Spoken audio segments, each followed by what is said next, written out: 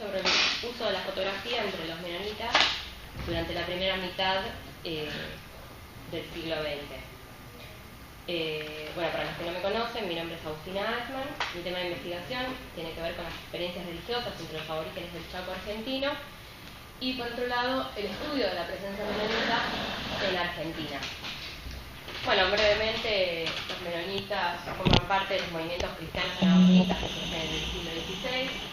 Son contemporáneos a la Reforma Protestante, pero tienen algunas particularidades como la centralidad de la Biblia, el compromiso voluntario con Cristo, fuerte énfasis en apartarse de lo mundano, la renovación por pequeñas células, la separación entre Iglesia y Estado y una hermenéutica horizontal.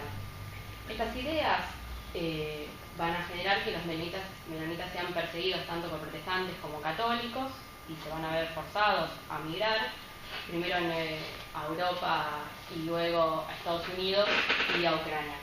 Las misiones, o sea, la iglesia menonita que va a establecer misiones en Argentina es la Mennonite Church, que tiene su origen en Estados Unidos en 1683.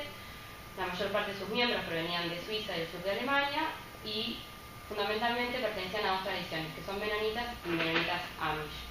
Los menonitas con los que yo trabajo son menonitas que se llaman, o sea, que se consideran urbanos, no son menonitas de colonia. Bueno, a lo largo de la historia, la iglesia, la Mennonite Church, va a atravesar distintas etapas y que lo va a llevar a un proceso de grandes tensiones en su interior y de cismas, como el primer reavivamiento evangélico del siglo XVIII. Luego la migración al oeste en busca de nuevas tierras va a hacer que muchos menonitas opten por quedarse en las ciudades. El paso del idioma alemán al inglés también va a ser una gran transformación. Y después su participación en el tercer gran despertar va a hacer que al interior de la Mennonite Church haya un importante revivalismo y un impulso evangelizador muy importante. Eso va a implicar toda una renovación de la Mennonite Church, la importancia de llevar adelante acciones misioneras, la incorporación de escuelas dominicales, también la incorporación de muchos jóvenes y laicos.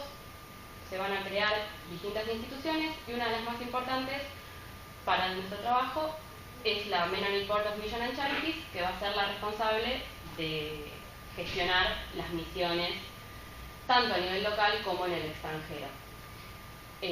La primera misión que van a establecer los menonitas va a ser en la ciudad de Chicago y luego se va a establecer la primera misión menonita de la Mennonite Church en el extranjero, va a ser India, y después la primera en Sudamérica, que va a ser en Argentina. Es muy interesante porque la forma en la selección de tanto de India como Sudamérica como campo de misión van a seguir estrategias muy similares. En primer lugar, los menonitas lo que van a hacer es una recopilación de estudios de los distintos territorios. En el caso de la India van a considerar que es un territorio pagano por la gran cantidad, por el debido a la presencia del hinduismo, y en el caso de Sudamérica como un espacio predominante, o sea, también sincrético debido a los vínculos con el catolicismo. Una vez hechos estos estudios, los misioneros se van a dedicar a hacer giras exploratorias. En general se van a apoyar en las redes de otros emprendimientos que ya estén establecidos. Una cuestión muy importante va a ser no superponerse con establecimientos que ya estén en el territorio, y una vez seleccionado el espacio, que tiene que estar también, va a ser súper importante que haya ciudades o pueblos cercanos para poder expandir la obra misionera, que haya unas redes de transporte también cercanas para poder movilizarse. Se va a elegir la zona donde establecer la misión. En el caso de la India, en lo que antes era la ciudad de la matriz, se va a fundar entonces la primera misión en 1899, y en el caso de Argentina, si bien en un primer momento los menonitas habían pensado establecer una misión en Chile, las giras se vieron paralizadas por la Primera Guerra Mundial, y cuando se retoma en el 19 se decide venir a Argentina porque en Chile ya había otros emprendimientos misioneros y justamente como no querían superponerse, se decide establecer la misión en la ciudad de Pehuajó, en la provincia de Buenos Aires. Ahí en las fotos están, una vez que ya se había establecido la zona, ya los misioneros retornan al país con sus familias. Es muy importante en general los misioneros siempre va a ser un matrimonio, que bueno, que si tienen hijos también van a venir con ellos, y entonces se va a establecer la primera misión en Pehuajó en el 19. Yo les traje para que vieran, esto es un mapa donde va a estar lo que antes era el ferrocarril del oeste, y por ejemplo, se establece la primera misión en Pehuajó, y luego, siguiendo la línea del ferrocarril, se van a ir fundando distintas misiones. Luego se van a ir a Córdoba en 1935, Ciudad de Buenos Aires, y finalmente para el año 43 van a fundar la misión Nancón entre los aborígenes en la provincia del Chaco. Bueno, haciendo trabajo de archivo tanto en la iglesia menonita en Argentina y en Estados Unidos, empiezo a analizar las distintas cartas, las minutas, los telegramas, y me encuentro con un archivo fotográfico muy rico. Muchísimas fotos sobre todas las misiones que se llevaron adelante a lo largo del tiempo. Pero sin embargo, cuando me pongo a analizar una publicación muy importante de la Mennonite Church, que es The Gospel Herald, que contiene artículos, noticias, editoriales, bueno, muchas páginas dedicadas a los emprendimientos misioneros, me encuentro que hay pocas imágenes. Entonces yo en un primer momento lo que pensé es que eso se debía a que quizás era muy costoso en ese momento publicar las imágenes, porque yo encontraba una historia y después en el archivo fotográfico me encontraba la foto sobre eso que estaban narrando, y sin embargo no estaba publicada. Entonces cuando empiezo a rastrear si había algún tema con el uso de las imágenes, me encuentro con un debate explícito sobre el rol de las imágenes en las iglesias. Entonces, por ejemplo, me encuentro en el número del Gospel Herald de 1913 una pregunta respecto a si los misioneros deben llevar una Kodak o no. Y todo un debate en torno a la importancia de los misioneros y de los ministros de ser ejemplos de austeridad y no hacer gastos extravagantes en, por ejemplo, comprar una cámara o revelar en ese momento las fotos. Sigo explorando los Gospel Herald y me encuentro, por ejemplo, una conferencia que se realizó en Virginia en 1931, donde sigue el debate respecto al uso de las cámaras, y nuevamente esta importancia de no abusar de las fotografías, la importancia de ser modestos, de mantener una separación con las cosas del mundo y no estar derrochando en fotos y en cámaras. Finalmente, para el año 1933, se establece que la fotografía no es idolátrica. Es una discusión que no solo se va a dar en el interior de la Mennonite Church, sino que he encontrado distintos investigadores que van a hablar sobre los debates al interior de las iglesias protestantes de si la fotografía era o no idolátrica, pero que si bien no lo es, hay que ser cuidadosos y no caer en la adoración de las imágenes, y obviamente también no caer en gastos superfluos y no ser vanidosos y estar uno sacándose fotografías. Después, por otro lado, me encuentro para el año 52 un informe que hace la Mennonite Church sobre qué pensaban los miembros de las distintas congregaciones sobre el uso de soportes audiovisuales. Y lo que me encontré, que me resultó muy interesante, es una distinción que van a hacer los miembros entre la fotografía, que ya para esa época va a ser un poco más aprobada, y la proyección de diapositivas. Y que la proyección de diapositivas, que va a estar asociada al movimiento de la imagen, va a ser un tema muchísimo más polémico, porque eso es pensado en relación al cine. Y eso va a estar atravesado por un conflicto moral. Nuevamente aparece de manera muy recurrente la separación con las cosas del mundo y bueno, el cine, que es como un imán de lo mundano. Por otra parte, aparece esta tensión respecto al uso de las imágenes en los cultos, y finalmente, los menonitas, que siempre tratan, bueno, de quedar bien con todos, se va a establecer que el uso no es bueno ni malo, que se debe reconocer que muchos hoy en ese momento lo están aprobando, sobre todo si sirve para transmitir el mensaje cristiano, que no se debe rechazar por ser algo novedoso, pero que es importante que no reemplace la presencia física. Entonces, si uno quiere transmitir el mensaje cristiano, también se pueden usar fotografías, pero eso no significa que el ministro no deba ir a ese lugar concreto. Lo interesante es que mientras en la arena pública se está dando el debate, por ejemplo, en la ciudad de Goshen, donde está el archivo menonita y una universidad menonita, se empieza a equipar con un cuarto oscuro. Y también aparecen boletas de compra de equipos fotográficos para las misiones.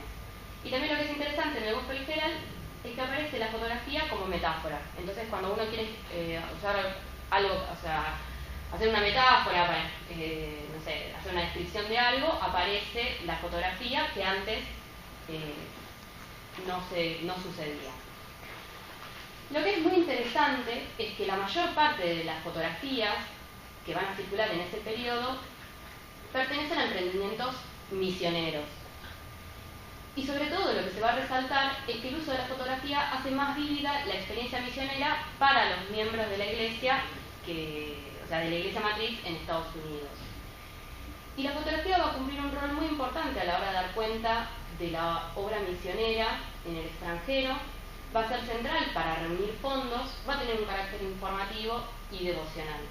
Por ejemplo, la foto de la izquierda es, o sea, los menonitas cuando envían las misiones al extranjero, más o menos los misioneros permanecen en el campo entre 2 y 3 años, luego tienen un periodo de licencia de 1 año donde vuelven a las iglesias que financiaron los emprendimientos.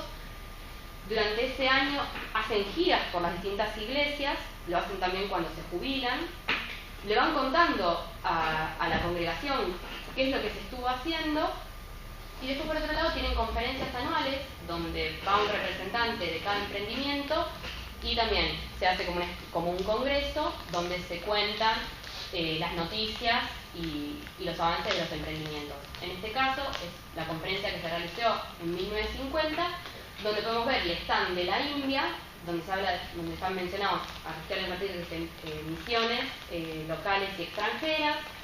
Después hay unos pósters donde, bueno, ahí no se ve, pero son las caras de los misioneros, hay un mapa de la India donde están localizados, bueno, el mapa de la India, y después distintos objetos traídos de allí. Y en el caso de la imagen de la derecha, un certificado que puede tener un miembro de una congregación en el que conste el apoyo económico que le está haciendo a determinado emprendimiento. Bueno, también otras imágenes sobre la fuerte presencia de la fotografía en la conferencia, la elaboración de pósters, de elaboración de libros y después la promoción de un libro donde se narra la experiencia de los misioneros en India, donde se describe el material, que es un libro que contiene 200 páginas con 127 ilustraciones y mapas.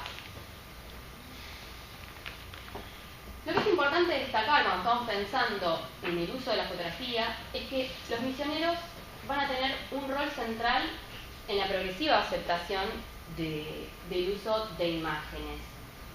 Pero no tenemos que pensar a los misioneros aislados, sino en relación a lo que estaba pasando en la cultura visual norteamericana de esa época. Entonces, cuando más aparezcan fotos de misiones, que va a ser a partir de la década del 40, en Estados Unidos va a haber un boom de la publicación Life, de la revista National Geographic, y además también va a ser el momento donde también se va a fundar la agencia Magnum de fotografía y va a tener un lugar central fotógrafos vinculados a lo que se conoce como fotoperiodismo, como Cartier-Bresson, Robert Capa y Cornel Capa.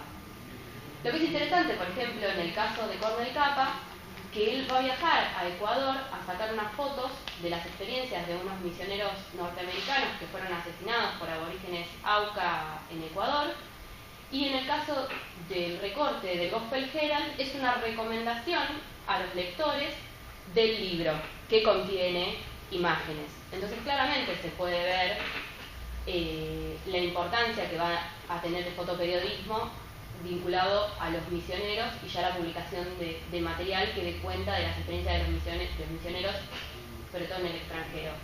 Y también la estética, la de abajo, que es el interior de un National Geographic, va a ser muy similar, bueno, a las fotos que pertenecen al género de fotoperiodismo y la fotografía de los propios misioneros. Lo que es interesante es que si uno compara la publicación internacional del Gospel Herald con las publicaciones de las misiones a nivel local, por ejemplo en Argentina va a estar La Voz Menonita, hay un uso muy temprano de la fotografía, que no pasaba en el extranjero. Y que quizás eso tenga que ver con el espacio de libertad de las misiones al estar lejos de sus iglesias matrices y ser los misioneros los que llevan adelante la publicación. Ahora, cuando nos adentramos a qué es lo que se fotografía, yo lo que encontré en el caso de Argentina, en las misiones urbanas de la provincia de Buenos Aires, donde la mayor parte de los miembros van a pertenecer a la población criolla de clase media, es que la mayor parte de las imágenes van a retratar la vida cotidiana de los miembros. En general son retratos, la mayor parte de las fotos están posando, y hay mucha énfasis también en la obra material. Entonces, bueno, hay actividades sociales, está el culto, la escuela dominical, las actividades de las mujeres, el camión evangélico, cumpleaños. ¿Ese es un cuento? Sí. Hay más. 62 pirulas, ¿no? Sí. Ahora bien, cuando nos vamos, por ejemplo... Esas orejas. Sí. Bueno, y les decía lo de la obra material. Muchísimas fotos de las iglesias. Claro. Muchas fotos de las iglesias. Ahora, cuando nos vamos a las fotos de la India, lo que encontramos es un énfasis más como en el exotismo. Entonces hay muchas fotos sobre el jeep atorado, porque los caminos están anegados, el tren abarrotado de gente, las condiciones en las que viven, bueno, los animales, las carpas. Y en el caso de Chaco, también encontramos algo similar a lo que sucede en la India. Entonces, por ejemplo, en las fotografías de la misión Lancôme, también se lo va a retratar como un espacio exótico. Lo que es interesante, o sea, me voy a hacer un chivo para lo que se interese en el libro que va a salir el César, editado por César, que habla sobre la disolución de Lancôme. A partir de la década del 50, la misión menonita se va a nacionalizar Argentina, pero la misión de Lancôme va a tener determinadas particularidades, porque va a seguir siendo financiada por Estados Unidos, porque es considerada una misión muy importante, porque como es una obra de frontera, para la Iglesia Matriz tiene un plus de valor tener una misión, o sea, no solo porque se considera que las poblaciones aborígenes son inmaduras para autofinanciar sus propias iglesias, desde la perspectiva menonita, no se quiere dejar esa iglesia porque es muy importante mostrar que uno está llevando adelante el trabajo misionero, no solo no ya en localidades urbanas, sino muy lejos de las ciudades más importantes de ese momento.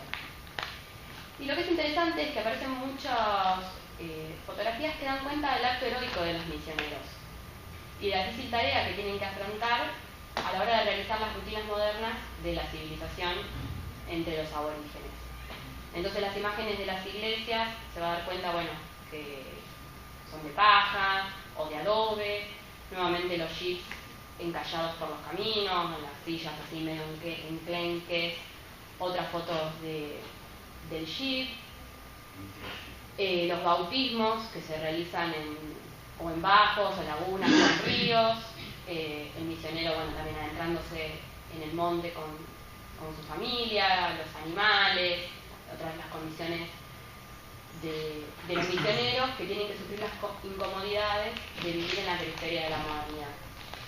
Y lo que es interesante es que lo que se construye a partir de la fotografía y de los relatos que van a dar cuenta de la experiencia misionera es que este acto heroico constituye una épica.